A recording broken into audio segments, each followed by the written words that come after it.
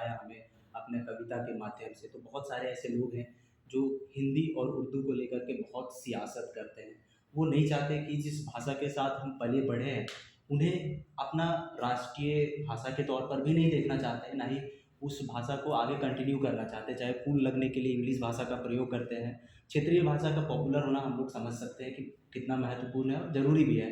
लेकिन हिंदी को रिप्लेस करने के लिए जिस तरीके से सियासत की जाती है, उनको आप क्या संदेश देना चाहेंगे? सबसे पहले तो देखिए, आपने इसमें 2 सवाल किए हैं।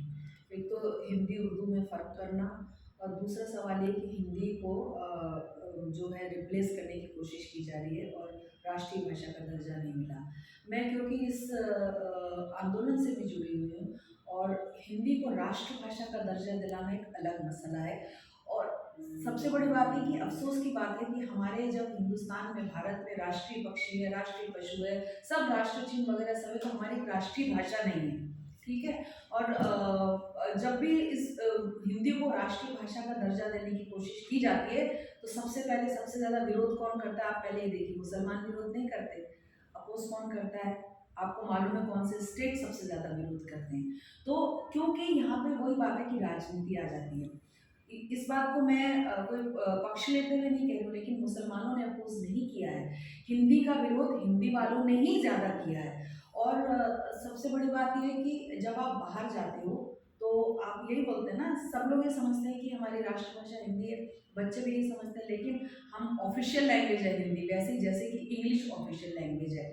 तो इस बात को तो मैं भी कहती हूँ कि हिंदी को राष्ट्रीय भाषा होना चाहिए, और जो लोग इसका विरोध कर रहे हैं, फिर बात करना बंद कर दें। वो हिंदी में अगर इतना ही उनको हिंदी बुरी लगती है, सबसे बड़ी बात ये कि जिस देश में जिस भाषा को सबसे ज़्यादा लोग समझते हैं, जो कॉमन आम बोलचाल की भाषा है, आम लोगों की भाषा है, उसी भाषा को राष्ट्रीय भाषा का दर्जा मिलना चाहिए। तो वो भाषा हिंदी है, इसमें कोई दो राय हो ही नहीं सकती।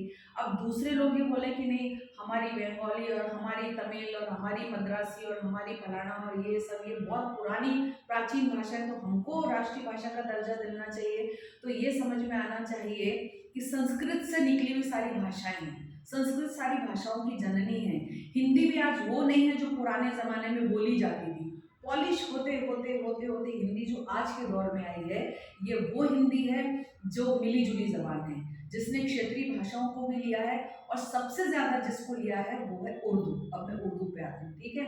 तो आप खाली उर्दू में अब बात नहीं हो रही है, अब सारी क्षेत्रीय भाषाओं के सारे शब्दों को भी इसमें लिया गया है। और आप जब एक स्टेट से निकल के, हिंदी स्टेट से निकल के दूसरी जगह जाते हैं, तो भी हिंदी को सबसे ज़्यादा बोला समझा जाता है जहाँ आप बाहर जाएँ। तो ये तो आपके एक प्रश्न का जवाब हो गया कि हिंदी का विरोध उर्दू ने सबसे ज़्यादा नहीं किया, क्योंकि उर्दू हिंदुस्तान की ज़बान है। सबसे बड़ी बात ये, उसने हिंदुस्तान में जन्म लिया है। इस गलतफहमी को दूर होना चाहिए कि कि जो उर्दू है मुसलमानों की ज़बान है और किसी दूसरे देश में उसने जन्म लिया है। उर्दू को इस देश में बनाया गया जब सारी भाषाओं के लोग एक लश्कर और सेना में, क्योंकि आम बोलचाल में सैनिक बात करने में एक दूसरे को मुश्किल आती थी समझने में, तब 14वीं सदी में उर्दू को बनाया गया, और तभी ये लश्करी ज़बान कहलाई, यानी सेना की ज़बान। और उसमें क्षेत्रीय भाषाओं के शब्दों को भी लिया गया, हमारे हिंदी के भी लिया गया। तो उर्दू वैसे ही हिंदुस्तान की ज़बान है जैसी दूसरी ज़बानें हैं। हमारी जितनी भी भाषाओं ने यहाँ पे जन्म लिया है, मराठी और मैथिली या बंगाली या पंजाबी या राजस्थानी, उसी तरह की भाषा उर्दू है। कोई दावा नहीं ठोक सकता कि मैं उर्दू का बाप हूँ, मैं उर्दू की माँ हूँ, सिवाय हिंदुस्तान और भारत के। पहली इस बात को समझ लीजिए। तो उर्दू का विरोध इसलिए किया जाता है कि आप इस पिक्चर को क्लियर ही नहीं करते कि उर्दू हमारी भाषा है। हम बच्चों के मन में ये गलतफहमी डाल देते हैं कि उर्दू मुसलमानों की भाषा है। कोई अरब कंट्री भी ये दावा नहीं कर सकती कि उर्दू हमारी ज़बान है। पाकिस्तान भी दावा नहीं कर सकता, उसकी होगी नेशनल लैंग्वेज, लेकिन वो ये दावा नहीं कर सकता कि इस ज़बान ने मेरे यहाँ जन्म लिया है, हिंदुस्तान में जन्म लिया है। और क्योंकि ये भाषा मिली-जुली भाषा है, सबसे ज़्यादा हिंदी के करीब है। कहीं बोलचाल में कोई फ़र्क नहीं है, ग्रामर में कोई फ़र्क नहीं है, सिर्फ़ लिपि में फ़र्क है। ये है कि उसकी लिपि दूसरी है, उसकी इसकी जो लिपि है उर्दू की नस्तालिक लिपि जो फ़ारसी अरबी की ली गई है, हिंदी की हमारी देवनागरी लिपि है, सिर्फ लिपि का फ़र्क है। बोलने में क्या फ़र्क है? आप यहाँ बैठिए, आप तशरीफ़ रखिए, उर्दू हो गई। ठीक है, आपका इस्तकबाल है, आपका स्वागत है, उर्दू हो गई, मुझे आपसे मोहब्बत है, मुझे आपसे प्रेम है। बात ये कि आप जिसमें उर्दू के अल्फाज ज़्यादा डाल देते तो उर्दू मालूम होती है, हिंदी के अल्फाज ज़्यादा डाल देते तो हिंदी मालूम होती है। तो कोई फ़र्क नहीं है। और आज के दौर में हिंदुस्तान में, भारत में हिंदी और उर्दू को अलग करके आप काम चला ही नहीं सकते। सुबह से शाम तक आप बोलेंगे मैं तुम्हारी प्रतीक्षा कर रहा हूँ, प्रातःकाल 6 बजे मुझे मिलना, कोई बोलेगा? ये बोलता है ना सुबह 6 बजे मिलेंगे, ठीक है मैं तुम्हारा इंतज़ार कर रहा हूँ, ये बोलते कोई शुद्ध हिंदी आज की डेट में नहीं बोलता। और हमारी डिक्शनरी में भी जिसको एक बोलते हैं मानक, जिसको बोलते हैं उसको दर्जा दिया जाता है, डिक्शनरी में हर साल इजाफा होता है। हिंदी की डिक्शनरी उर्दू के शब्दों को लेती है, उर्दू की डिक्शनरी हिंदी के शब्दों को लेती है, उसमें लिखा जाता है बहुत सारे।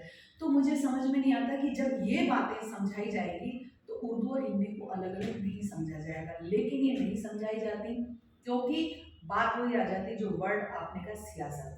आपने जो मुझसे सवाल पूछा उसमें भी आपने उर्दू के शब्दों को बहुत इस्तेमाल किया है। तो कुर्सी पाने वाले, कुर्सी की चाह रखने वाले, और जो यही बात है कि फूट डाल के राज करने वाले, वो धर्म और भाषा को हमेशा मुद्दा बनाएंगे। और यहाँ पे मैं ये लोगों को इल्ज़ाम देना चाहूँगी कि आप क्यों नहीं समझते इस बात को। जहाँ धर्म की बात आ जाती है हम उसी को वोट देंगे, मुस्लिम मुस्लिम को वोट देगा, हम भाषा के आधार पर वोट देंगे। आप उस आधार पर वोट देना बंद कर दीजिए ना, लोगों को आगे आना होगा, लोगों को ये समझना होगा। आम बोलचाल जो एक दुकानदार है या हमारे घर में काम करने वाली बाई है वो भी उर्दू के शब्दों का इस्तेमाल करती है। मैं शाम को इतने बजे आऊँ, मैम चलेगा, शाम को तो नहीं बोलती मैं संध्या को इतने बजे आऊँगी, ठीक है। तो हम इस बात को जब तक नहीं समझेंगे तब तक ये जितने भी सियासतदान हैं ये हमें झगड़ा करवाते रहेंगे और ये कयामत तक रहेगा। तो इसलिए सबसे पहले इल्ज़ाम देती हूँ मैं उर्दू की नुमाइंदगी करने वाले, हिंदी का प्रतिनिधित्व करने वाले, संसद में बैठे वो लोग जो अपने अपने क्षेत्रों से चुन के आते हैं, इस बात को पुरजोर तरीके से क्यों नहीं रखते। इस बात को तो समझाया जाना चाहिए कि हिंदी उर्दू एक ही हैं, और इस बात को समझाया जाना चाहिए, चाहे वो धर्म का मामला हो, चाहे वो भाषा का मामला हो, सब एक है। उसी तरह से जैसे इंसान एक है, जैसे सबके चेहरे अलग अलग हैं। तो बस इतनी सी बात है, हमें समझना ज़रूरी है। हम कितना समझना चाहते हैं, ये है कि इस सारी के ज़िम्मेदार हम खुद हैं। बस ये कहना चाहूँगी। Thank you so much ma'am, आप हमारे साथ जुड़े इसके लिए। उम्मीद करेंगे कि आप एक बार फिर हमारे साथ आएंगे और अपनी कविताओं से हमारा मनोरंजन करेंगे। शुक्रिया।